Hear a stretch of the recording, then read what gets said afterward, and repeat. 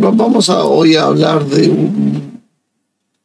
una perspectiva que empieza a asomar en el tablero, ¿no? Trump empieza a dar algunas señales sueltas de ir en un sentido. Curiosamente, un amigo me comenta algo que dijo Jalife, que apunta a lo mismo que yo y que publicó hace un ratito apenas. No tuve la oportunidad todavía de leerlo en detalle qué es lo que dijo, pero bueno, me parece que empezamos a ver algo que tiene que ver con cambios que podríamos decir estratégicos que puede llegar a producir Trump, para bien o para mal, pero son cambios y profundos. Obviamente es una situación de debilidad que se adapta, podríamos decir de alguna manera, a una posición de decadencia y tratar de conservar lo que se podía. Hasta ahora es lo que venimos señalando día a día, pero Trump le dijo esto según la cadena Fox, y la respuesta del canadiense fue decir que reconsidera esas medidas porque eso iba a matar la economía estadounidense.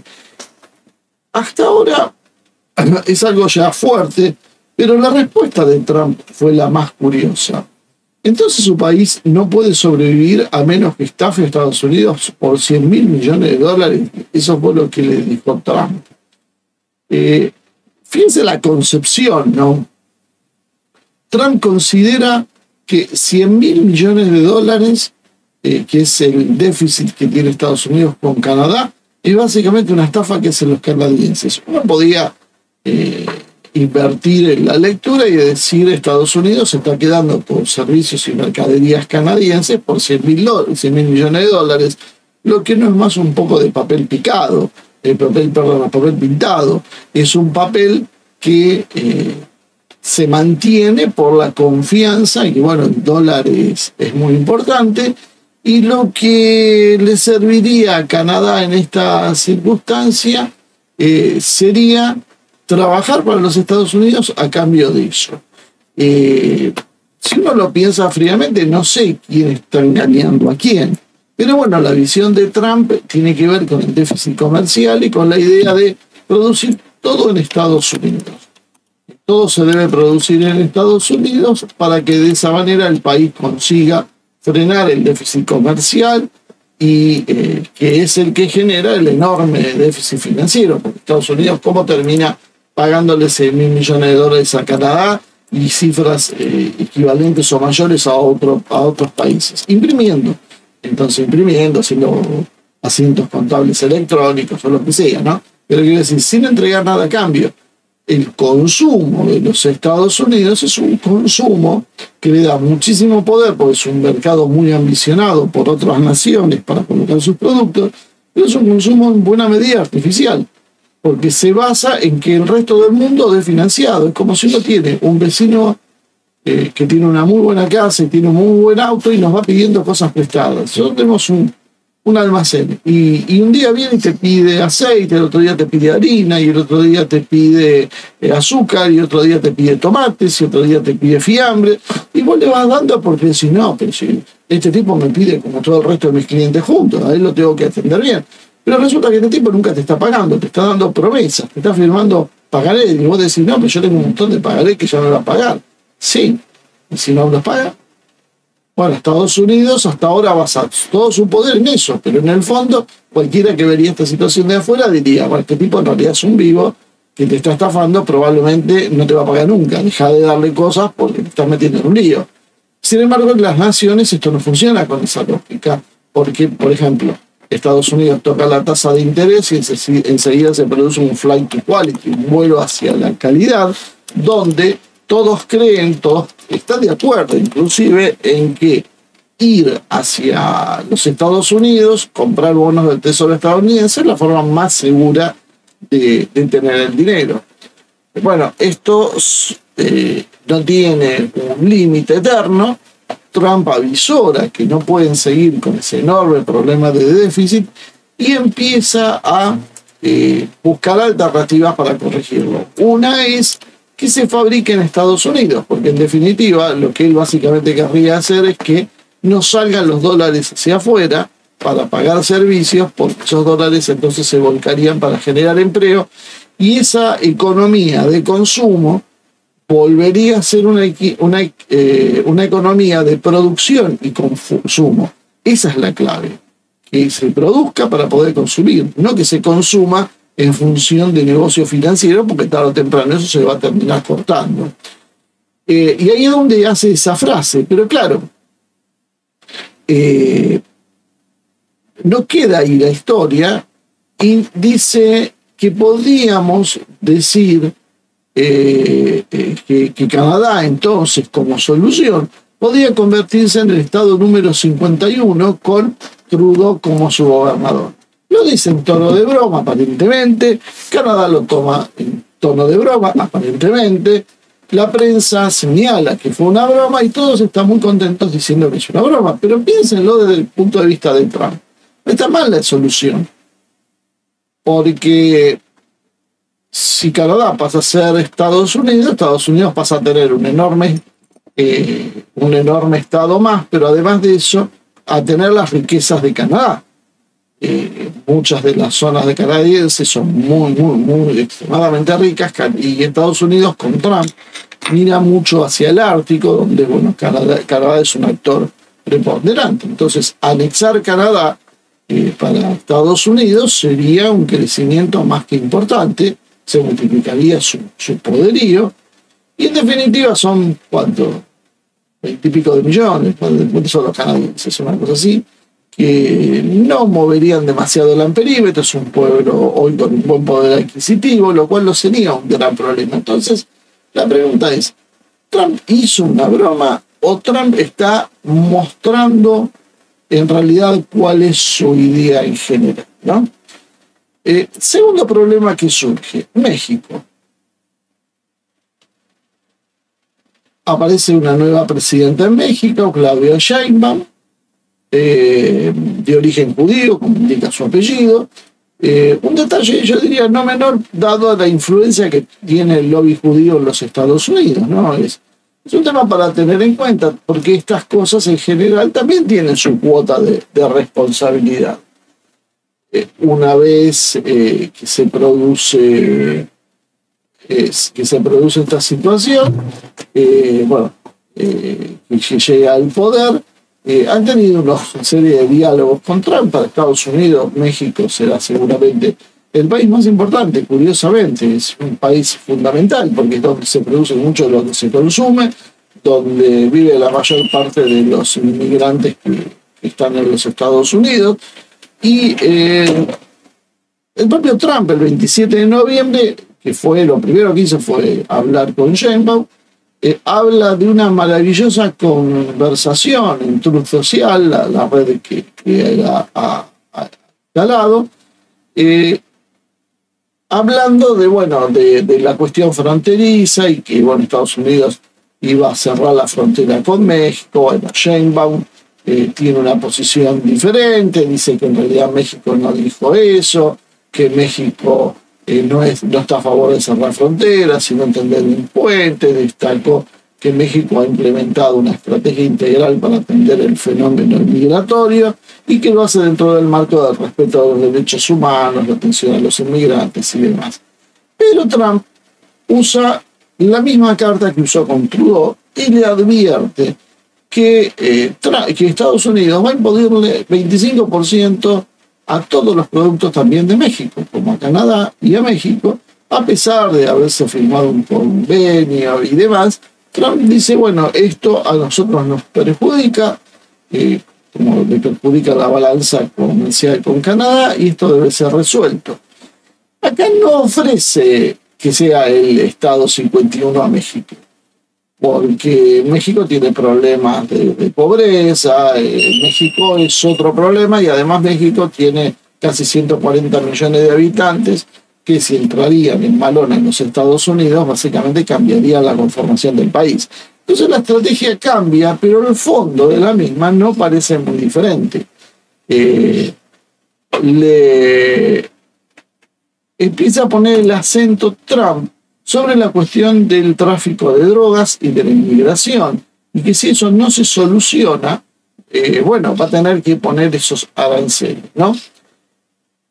Trump había dado algunas señales anteriormente. El 8 de mayo de 2024, el medio The Independent había publicado una nota que hablaba de que Trump estaba considerando planes para enviar escuadrones de la muerte o escuadrones de asesinato, como quieren llamarle, a México con el objetivo de eliminar a los líderes de los cárteles de las drogas si él era reelegido.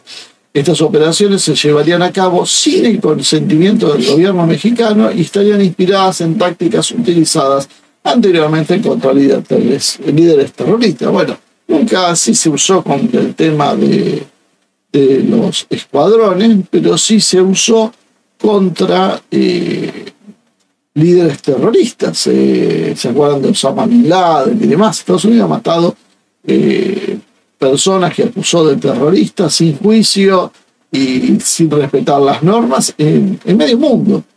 Ataques de todo tipo, algo parecido a lo que hace Israel con científicos. Estados Unidos lo hace con aquellos que considera terrorista y nada, hasta uno lo puede ver en películas, haciendo ataques con drones, a veces se equivocan y matan todo. Por ejemplo, una familia que estaba en una boda, pero bueno, piden disculpas y siguen adelante. Bueno, claramente Estados Unidos ha pasado por encima de cualquier noción más elemental de derecho internacional y de respeto a la soberanía de otros países cuando hace esto, pero Estados Unidos siempre lo considera justificado y considera que actúa con razón y de hecho toma las resoluciones simplemente por decisión propia. Esto no fue la única.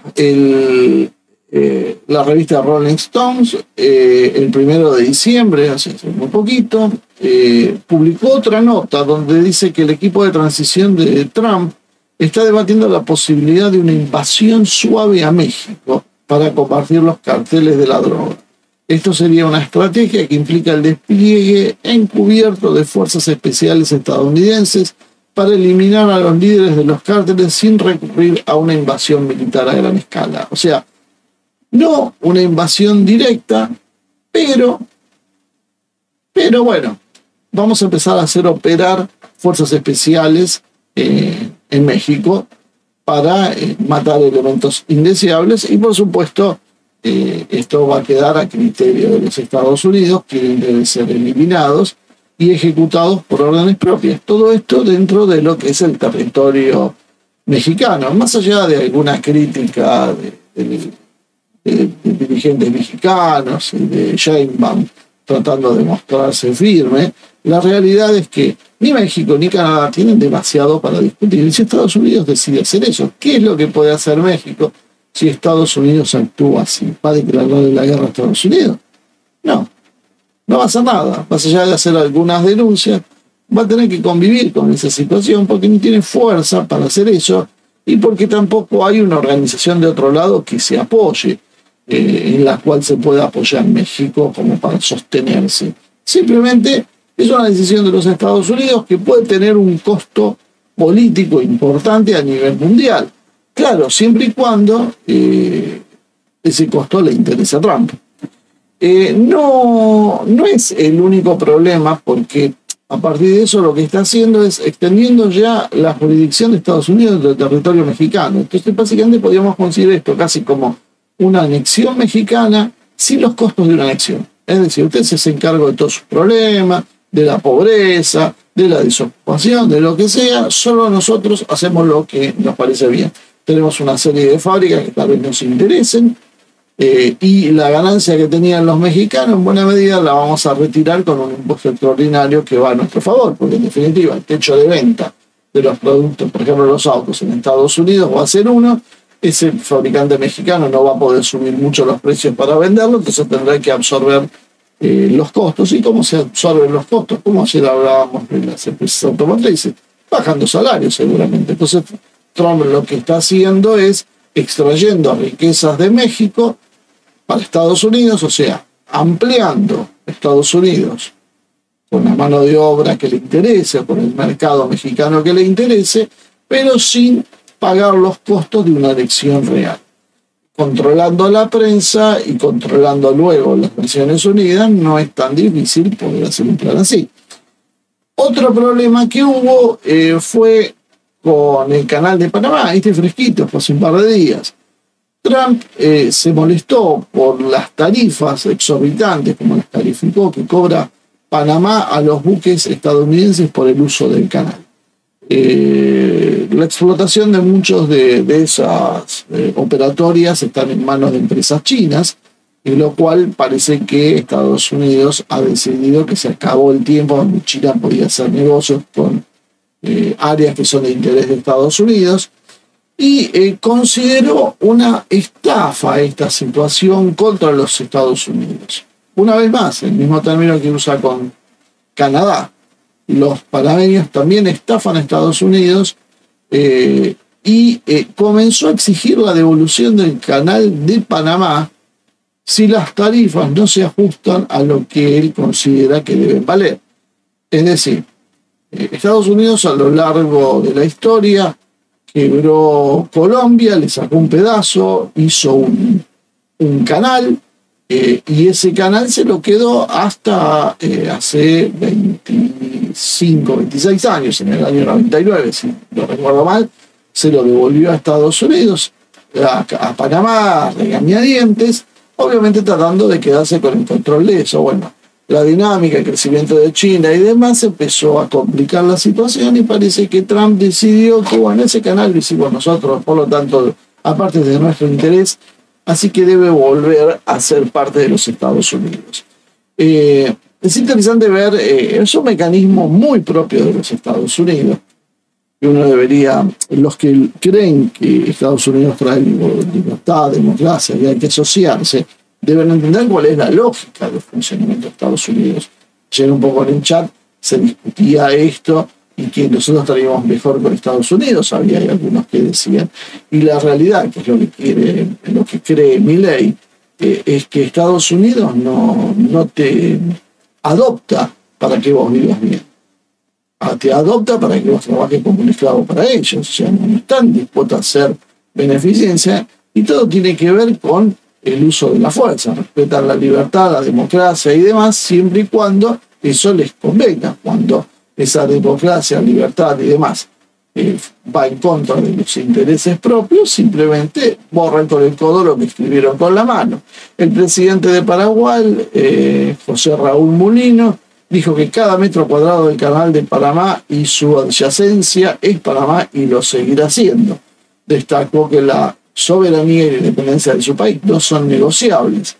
Y Colombia también apoyó la soberanía de Panamá y pidió que haya un respeto a los acuerdos internacionales. Ahora, ¿alguien seriamente cree que a Trump le interesa lo que diga el presidente de Panamá? Vayan al presidente de Panamá y otra cosa. Y en Colombia, Petro, mientras se comporte dentro de determinadas pautas, podrá seguir gobernando. El día que no se comporte, sabemos que Colombia es uno de los países más infiltrado por los intereses de Estados Unidos. O sea, ¿cuánto puede durar Petro en caso de oponerse a Panamá? O más allá de una declaración testimonial, ¿qué va a hacer? ¿Va a mandar al ejército colombiano a defender el canal? Parece bastante improbable si quien toma la decisión son los Estados Unidos. Por lo tanto, llegado a ese punto, lo que nosotros vamos a ver seguramente es que Estados Unidos nuevamente empieza a encontrar una solución, esta vez en América Central, tomando el canal de Panamá, recuperándolo. Veremos de qué manera lo hace, pero eso ya está en los planes de Estados Unidos. No nos olvidemos, además, Estados Unidos divide el continente en América y América del Sur. América son ellos y América del Sur somos nosotros. No hay un continente entero y no hay tres subdivisiones. Es ellos y Sudamérica. Punto. Por eso los planes en general que tienen que ver con la seguridad para ellos son prioritarios los de Centroamérica y Caribe, porque eso lo consideran como su territorio propio, como su zona de amortiguamiento. Y no son como los rusos que intentan un gobierno neutral. Lo que quieren es simplemente que esos gobiernos trabajen para Estados Unidos. Se ve la diferencia, ¿no? Porque a veces después si ustedes son prorrusos, bueno, yo les voy a explicar cuál es la diferencia. O sea, fíjense lo que está haciendo Ucrania. Imagínense eso en México, porque Ucrania está a 400 kilómetros de Moscú. Esto sería ni siquiera México, sería Canadá. O sea, Estados Unidos no va a permitir, pero ni de casualidad, una insurrección como la que hizo Ucrania. Simplemente cambiaría con el sistema. Tanto es así que ahora le dicen lo vamos a anexar. Se lo dice broma, pero bueno, veremos dentro de unos años si es una broma o es una realidad. Y con el caso, bueno, y entonces lo que nosotros notamos en esto era, yo notaba que en Rusia había un diputado que me discutía que había dos continentes. Estados Unidos está considerando Centro, Norteamérica y Caribe como parte propia. O sea, todavía los efectos formales tienen gobiernos separados, pero en su cosmovisión eso es Estados Unidos. O sea, es un Estados Unidos que no merece atención porque no interesa a la gente que vive ahí, pero es algo que está al servicio de los Estados Unidos directamente. Ni siquiera tiene la entidad de ser un país extraño. A veces, muchas veces, ha pasado en la Argentina que hay muchos norteamericanos acá en los gobiernos, sobre todo, y que decían ¿por qué Estados Unidos no mira a la Argentina? ¿Por qué Estados Unidos no apuesta por la Argentina? Porque a pesar de todo, es el patio trasero, pero no es Estados Unidos, no es un tema prioritario para los Estados Unidos. De hecho, está más interesado en Argentina, en Reino Unido, que tiene una visión más sofisticada, podríamos decir, de la geopolítica que los propios Estados Unidos. Entonces, en una situación así, para Estados Unidos lo que es prioritario es lo que está sucediendo en América Central y Caribe y no en donde estamos, bueno, nosotros en Sudamérica.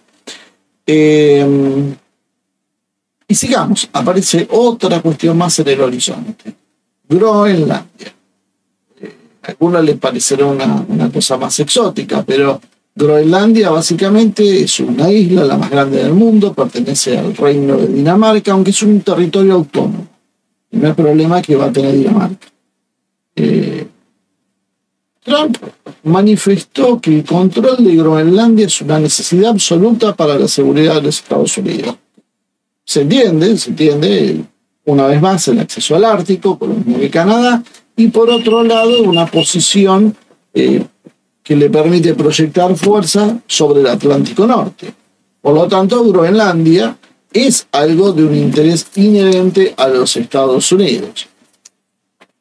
Y además señaló que no solo tiene importancia estratégica, sino que tiene muchísimos recursos naturales, gas y petróleo, por lo menos en forma potencial, minerales que puedan ser explotados por los Estados Unidos. Ya había hablado de eso, pero lo habló en un momento en que estaba hackeado por las políticas de Black Lives Matter y los problemas internos de Estados Unidos. En ese momento había propuesto la adquisición de la isla a Dinamarca. La primera ministra Mette Frederiksen, quien entonces comandaba ese país, calificó la idea de absurda y Trump tuvo que cancelar una visita oficial a Copenhague. Poco aprendieron los daneses de esta historia porque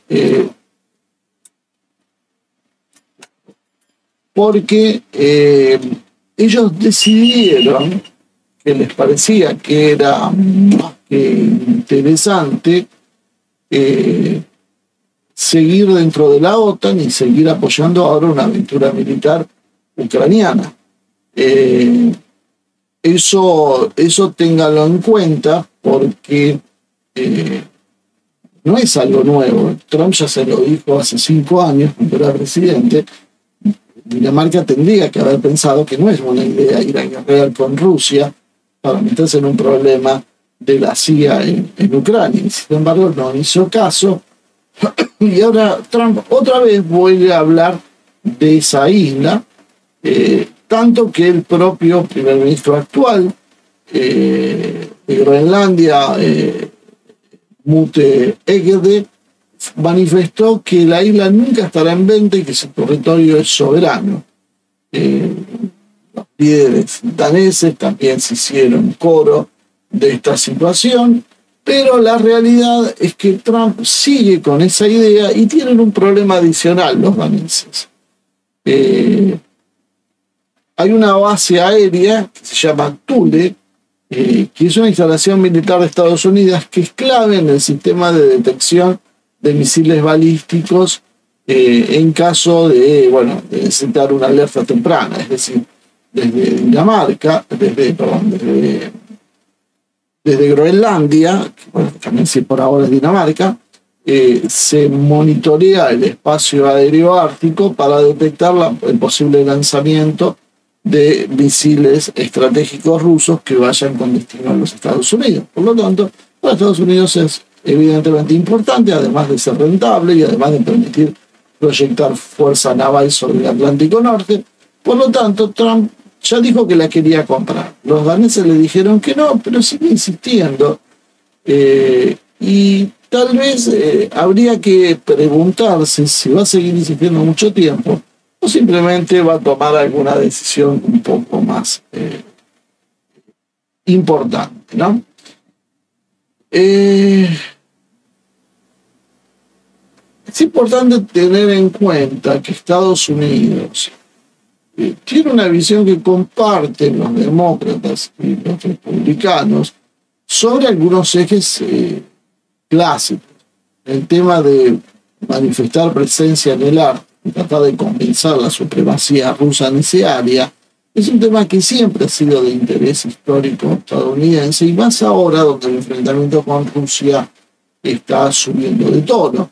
Y más allá de que Trump tenga una buena relación con Putin, que ya se esté hablando de un encuentro con Putin antes de la asunción de Trump y señales de Trump con respecto a Ucrania, también hay que tener en cuenta que se encuentra con una Rusia en un estado diferente. Y Rusia ya no tiene tanto interés en ser socia de los Estados Unidos.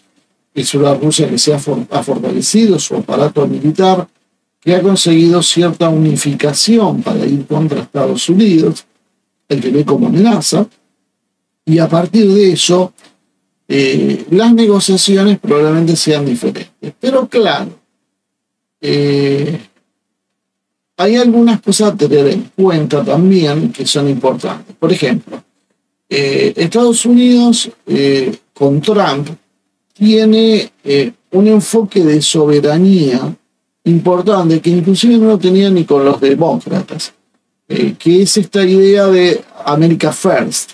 America First o América Primero implica que Estados Unidos puede tomarse una serie de atribuciones que no van de la mano del respeto al derecho de terceros, simplemente que se imponen porque se tiene la fuerza. Esto es algo que nosotros intentamos decir en Geopolítica 1.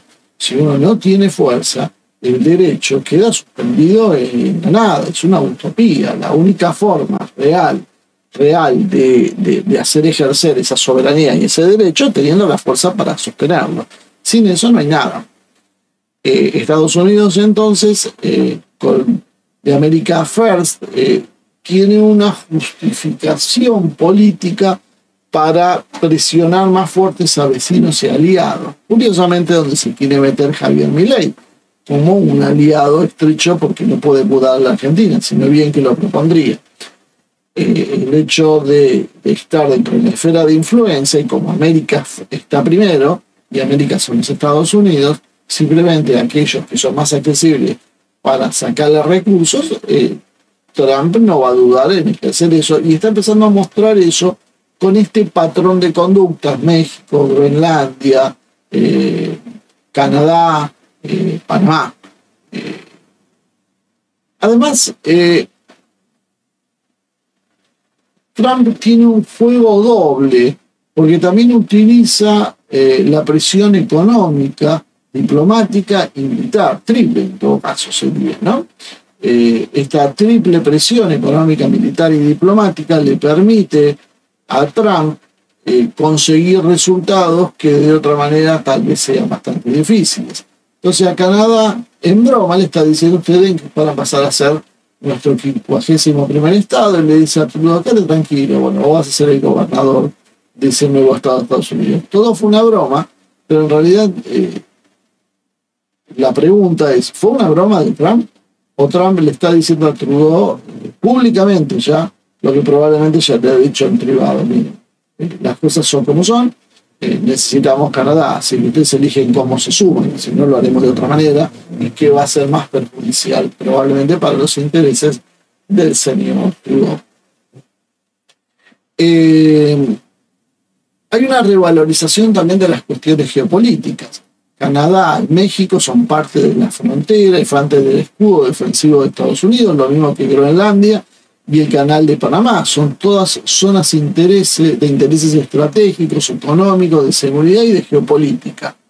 Y además este discurso interno le permite a Trump cohesionar Estados Unidos dentro. Estados Unidos está en una campaña para volver a ser grande, Estados Unidos está en una campaña para enfrentarse a los malos del mundo, eso es siempre, ¿no? Y por lo tanto hay que poner determinadas cuestiones. Pero los demócratas tenían una dificultad, como su discurso carecía de patria. Su discurso era desarticular las Fuerzas Armadas de Estados Unidos, desarticular las políticas económicas de Estados Unidos, reducir a Estados Unidos a un país del tercer mundo más.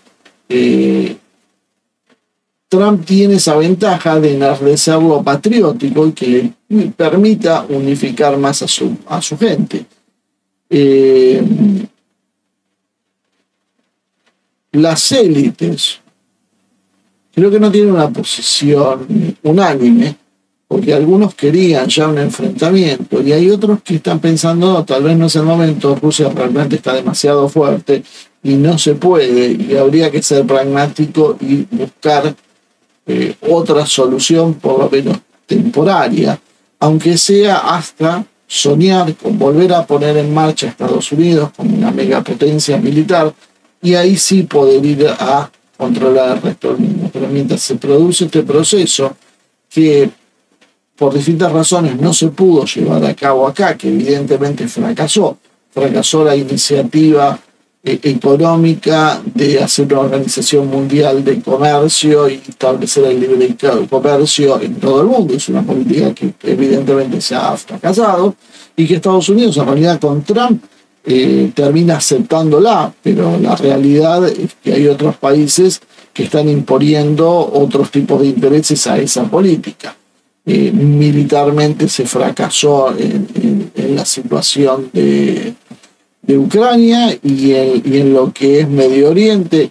La situación sigue empatanada, porque más allá de que se tome o no se tome un país, de que pues, sea la deriva final de Siria, Medio Oriente sigue siendo un polvorín, sigue siendo inmanejable, lleno de armas y de intereses contrapuestos. Entonces tampoco es una buena opción para los Estados Unidos.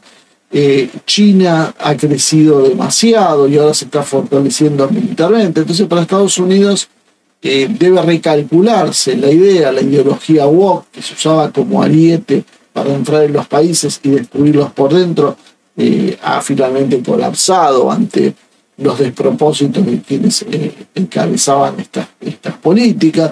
Entonces todo se ha venido en forma negativa para Occidente. Entonces se tiene que adoptar una política mucho más pragmática de reorganización.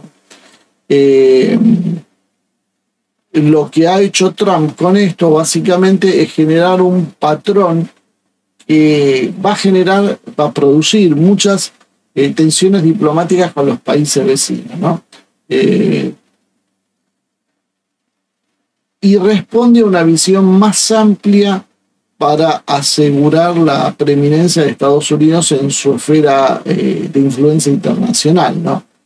Este patrón se puede leer de dos maneras, como estaba diciendo antes, como un intento de consolidar el propio dominio de los Estados Unidos en América del Norte, y también como una base de estrategia política para atraer apoyo interno con intenciones serias de expansión territorial, ¿no?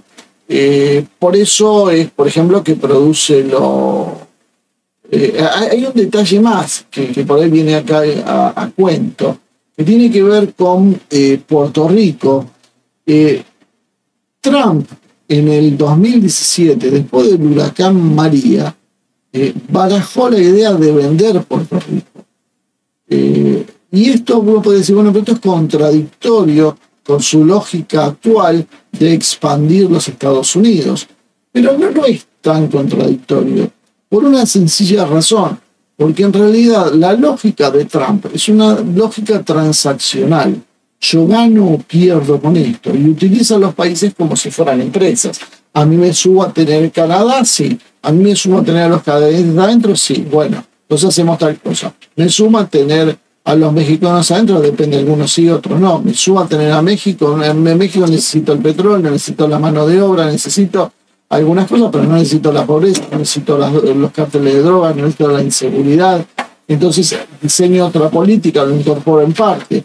¿Qué hago? Panamá es clave, entonces me lo traigo de vuelta. Esa lógica de lo que quiero lo tomo y lo que no me sirve, no lo incorporo, que por ejemplo, por eso no propone incorporar, no sé, toda América Central, por ejemplo, nadie se le ocurre anexar Haití, y por eso también esto viene de otro lado en el sentido de decir, bueno, nosotros ahora vamos a ir por Groenlandia, porque en definitiva Groenlandia está a mitad de camino entre Europa y América, y por qué va a estar en manos de un país europeo, encima chiquito e insignificante desde el punto de vista estadounidense, es así. O sea, son ellos los únicos países poderosos en el mundo. Esa megalomanía que tienen los lleva a pensar de esta manera, y por lo tanto, una vez que estamos en ese punto, ¿qué puede hacer Estados Unidos? Desecharse también de las cosas más complicadas. Y por ejemplo, Puerto Rico, después del huracán, a Trump le dio que pensar y dijo, la verdad, necesitamos Puerto Rico, es un problema, no se adapta, no funciona bien, es una economía permanentemente deficitaria, ¿para qué lo vamos a traer? Liquidémoslo, vendámoslo a quien se quiera, que acá lo quieren los chinos, quien sea. Después por ahí la lógica hoy lo llevaría a otra cosa por el enfrentamiento que no estaba en el 2017 de esta manera con China. Pero es el patrón de pensamiento lo importante. Por eso es tan utópico y estúpido la posición de Milei, creyendo, y mucha gente, porque a Milei mucha gente lo aplaude, muchos expertos, en que Estados Unidos va a ayudar a la Argentina porque Milei le cae bien a Trump. O sea, los países no funcionan con esa lógica. Es absolutamente irrelevante como le caiga, que además tengo mis serias dudas de que Trump piense que Milei es una gran persona, un gran líder, y que no piense que es un payaso que hay en otro país, pero como me aplaude y me sigue lo que quiera, yo lo voy a seguir aplaudiendo, porque total este tipo me sirve. Eso es todo lo que puede conseguir. De hecho, tanto es así que ahora acaba de designar como el responsable para la región a Claver Carone, que tiene problemas con Guillermo Franco, quien es el jefe de gabinete de Milei. O sea, básicamente le ha metido a cargo un tipo que lo odia a Guillermo Franco y que ha dicho públicamente que Milei tiene dos caras, que tiene un discurso súper liberal en el exterior, que hay que aplaudirlo, pero por otro lado, cuando actúa internamente, actúa como un peronista. Entonces, corre por cuenta de Claver Carone, ¿no? Lo interesante de esta historia es que esta estrategia de Milei es ridícula, de decir una cosa afuera y hacer otra adentro. ¿Cuánto piensa que Estados Unidos y Trump se van a tardar en hacer asesorado en que hace un doble discurso? Bueno, tardó un poco y nada, todavía no asumió y ya le complicó la idea. Bueno, si Estados Unidos, y esto venía a razón de esto, si Estados Unidos baraja sacarse de encima a Puerto Rico porque es deficitaria, ¿ustedes piensan que va a adquirir a la Argentina como una posesión para regalarle plata y que los argentinos puedan viajar y ir a Miami? No. Si Argentina entra entre las condiciones de México, entra para proveer de lo que necesita Estados Unidos y nada más. Nada más, no hay ningún beneficio extra en esto. Esto es una cuestión exactamente opuesta a obtener un beneficio. Entonces, esta lógica transaccional que yo hablaba es lo que le permite a Estados Unidos usar con Trump esta situación. O sea, yo vendo a Puerto Rico porque no me gusta y compro a Groenlandia porque sí lo necesito. Dígame si esto no es lo que haría un CEO de una corporación, que dice, yo necesito tal empresa, bueno, vamos a ver cómo adquirimos tal empresa, que inclusive podemos hacer una compra hostil, como los estadounidenses cuando fuerzan el control, tomar el control de una empresa, y después si hay otra la cerramos, la liquidamos, no nos trae beneficio. Esa lógica empresarial es la que Trump empieza a utilizar en esta situación, que ya empieza a verse bastante claro, ¿no? Y esto también puede entenderse de alguna manera en las veces que Trump habló de que Estados Unidos debe evitar que otros países amplíen su influencia en el hemisferio occidental, sobre todo por Rusia y especialmente por China. Y eso fue lo que hizo también que se apoye en las diásporas internas de Cuba, Venezuela y Nicaragua en Estados Unidos, generando como una especie de acción contra lo que él llama la troika de la tiranía de estos tres países, y donde, bueno, indudablemente prima otra vez esa cuestión de, bueno, en definitiva, Nicaragua y Cuba están dentro del territorio estadounidense, que es América Central y Caribe, y Venezuela está ahí al lado del Caribe, también es territorio nuestro. Nosotros tenemos derecho a hacer lo que queramos con ellos. Nada más que simple. Después el resto es toda cosmética que mucha gente desprevenida toma por cierto. No, Estados Unidos, que la libertad, vos esto te van a dejar hacerlo en China y todas esas tonterías que no se entiende la cuestión central de lo que está pasando, ¿no? En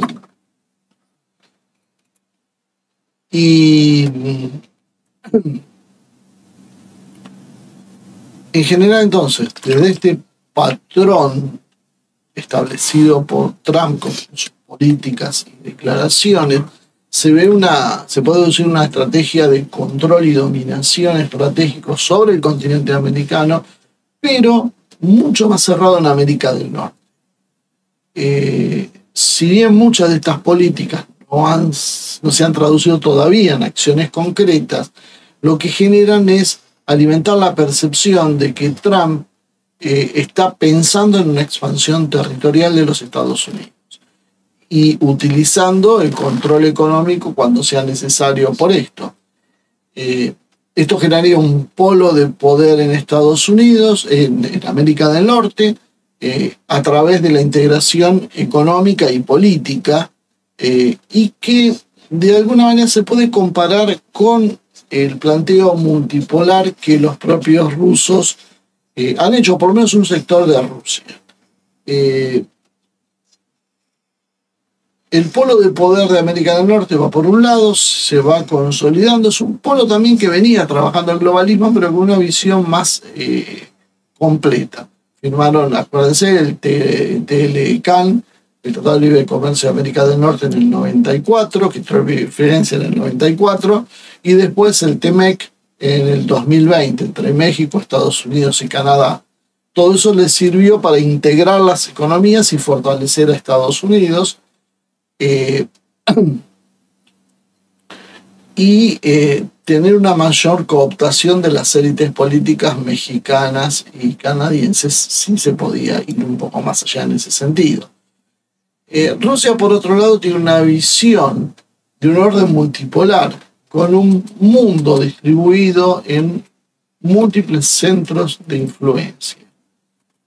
A diferencia del globalismo, que habla de un mundo unipolar dominado por un solo centro de influencia. El mundo anglosajón domina el resto del mundo, es hegemónico. Rusia, por otro lado, dice, no.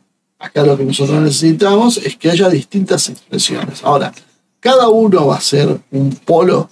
Los 193 países de las Naciones Unidas van a constituir un polo, no, ni de casualidad. Muchísimo menos se siguen dividiendo. Los polos serán aquellos que sean lo suficientemente poderosos para imponerse. Y hay una tendencia que va en ese sentido. A veces nosotros hemos hablado de eso desde el punto de vista civilizatorio. De esta manera lo que busca Rusia es equilibrar las relaciones internacionales, promoviendo soberanía e independencia de naciones frente a la hegemonía anglosajona. Y de esta manera es que Rusia de alguna manera intenta promover soberanía de países africanos o de algunos países de América o de algunos países del Medio Oriente o de Asia, porque intenta darle las herramientas para que se vayan constituyendo polos de ese mundo multipolar, para evitar que se transforme ese mundo en un eje anglosajón. Si se produce solo el mundo anglosajón, el eje anglosajón, no hay lugar para Rusia como nación independiente. Si el mundo es multipolar, Rusia tendrá su lugar como nación independiente, pero lo va a hacer en un frente más grande, podría decir. La posición de Trump con una América del Norte como un polo de poder puede ser interpretada como una tendencia de los Estados Unidos, o de un sector al menos de los Estados Unidos, a marchar en esa dirección. Trump parece concordar en líneas generales con este modelo. Decir, bueno, cierto. ¿Y cuál es la parte que le toca a Estados Unidos? Alguna vez le hemos hablado, América del Norte. Agregó por la suya a Groenlandia, no lo tenía nadie en su cuenta, pero bueno, le parece que es interesante porque, bueno, para mantener la periferia, y obviamente es América o América del Norte. América o América del Norte, como llaman ellos, es Estados Unidos, Canadá, México y el barrio, Centroamérica y Caribe. Todo eso es Estados Unidos. O sea, el nuevo eje, el nuevo polo de poder para el mundo multipolar que propone Trump y que va a negociar con Putin es ese. Nosotros nos quedamos con esto. Muy interesante porque aparte quiebra el espíritu hispanoamericano, iberoamericano o latinoamericano, como lo quieran llamar, porque lo fractura en dos. Porque México, con todos los países del Caribe y de América Central, van a tener una posición diferente a la que va a tener los países sudamericanos. No vamos a hablar de una sola unidad, sino de dos polos diferentes, donde uno va a estar integrado en ese poder, aunque en una posición subalterna, y los otros simplemente vamos a estar fuera y seremos una dependencia, una especie de despensa, si no conseguimos imponernos como un polo propio. De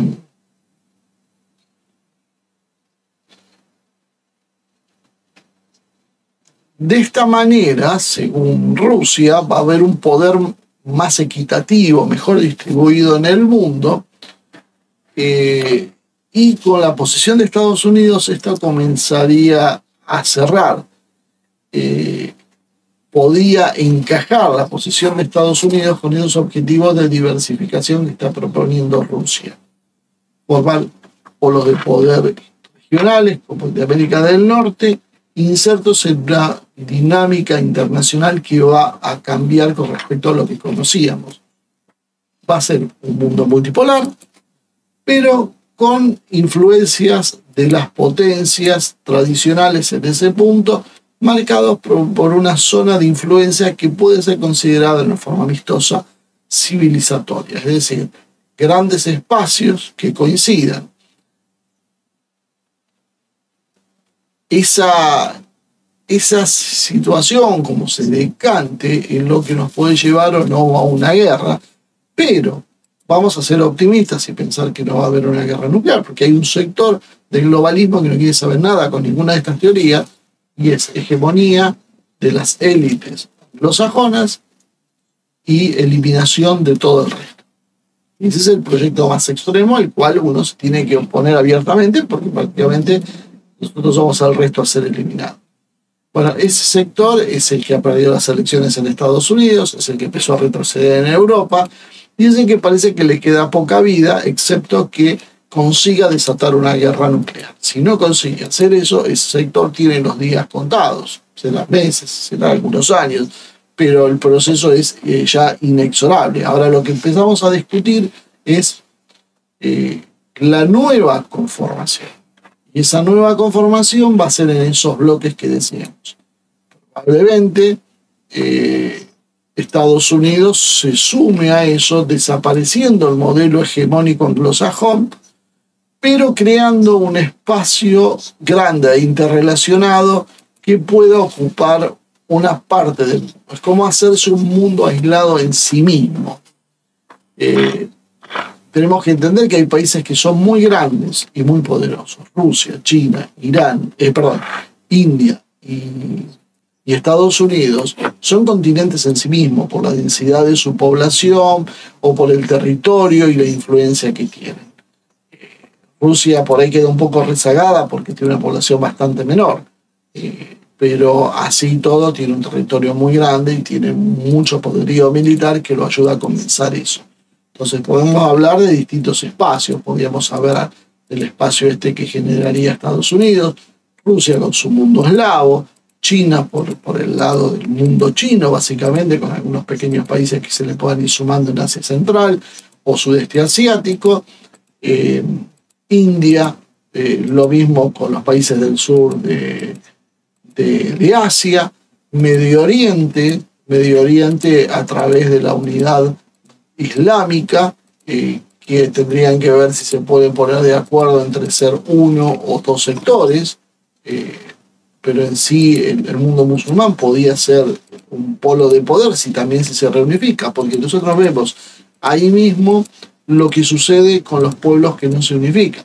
Medio Oriente está fracturado, los árabes están fracturados en 20 pedazos entre ellos, se enfrentan con otros no árabes en la región, pero que también son musulmanes, y lo que hacen es vivir bajo el control de las potencias extranjeras. Bueno, lo que ellos necesitan, todos sabemos, es unificarse, porque entonces serían incontenibles y tendrían una cuota de padres, serían un actor global más que se sentaría en una mesa a discutir con China, con India, con Rusia o con lo que sea. Bueno, eso mismo queda por verse con África, donde África probablemente el norte sea traccionado por